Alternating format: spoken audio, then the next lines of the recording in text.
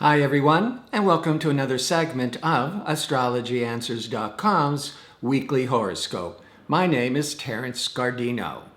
Well, the week starts relatively calm as it builds to the full moon in Aquarius on Friday, July the 31st, and with Saturn turning direct on Saturday on August the 1st.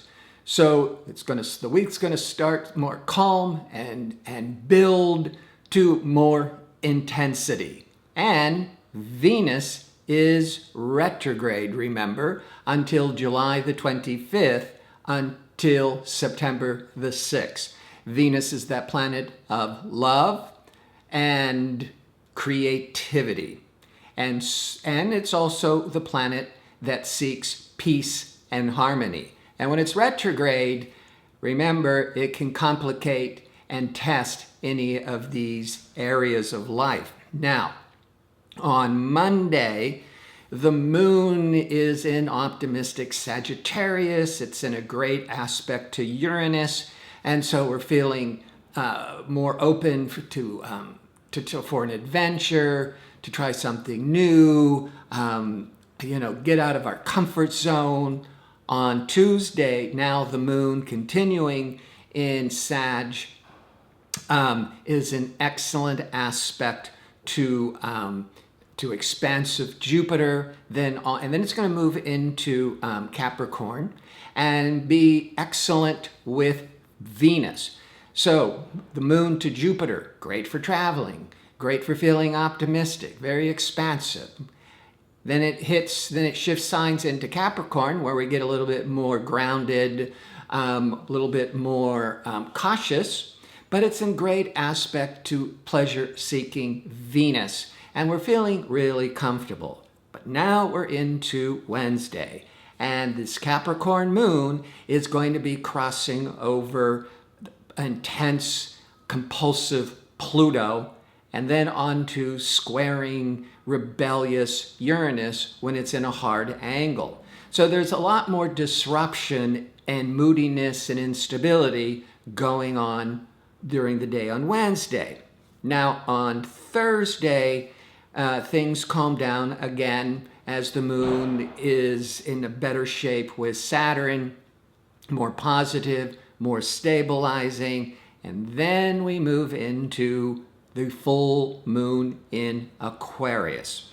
Now, the full moon brings a lot of emotional matters to a head. It can be a time of culmination. Now, Aquarius rules the domain of friendships and group activities. And so many these issues might be what's up for, for some kind of a discussion, for some kind of a change.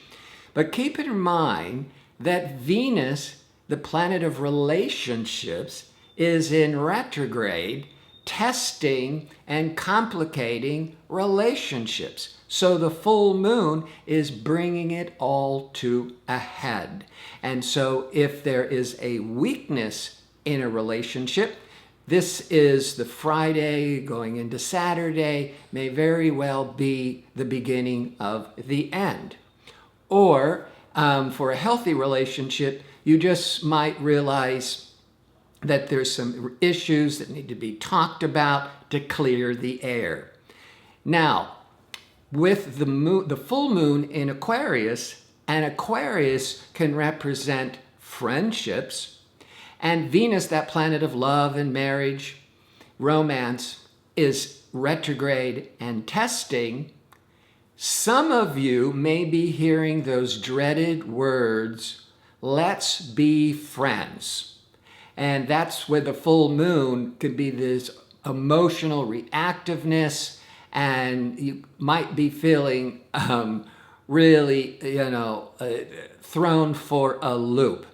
But if that's the case, then you weren't paying attention that this relationship was not moving in a more intimate direction. Now, on Saturday, Saturn is now going direct and in the sign of Scorpio.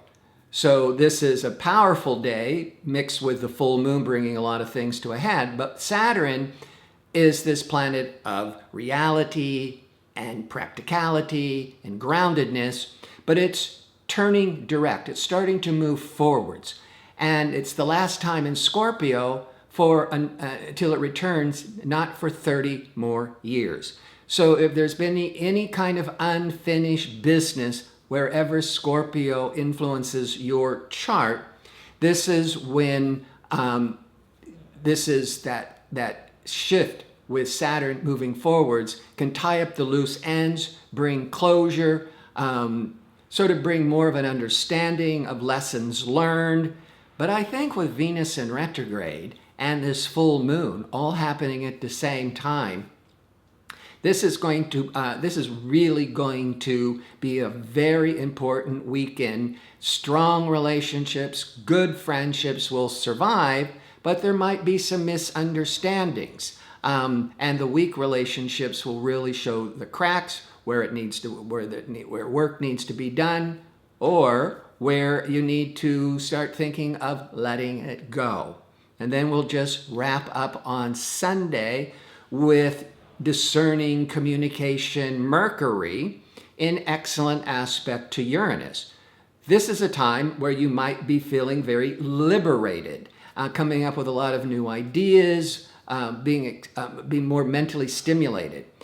Perhaps because of what's going on Friday and Saturday, a lot of things could culminate and be released, and then that might allow you to be feeling a lot more free and being excited about new options.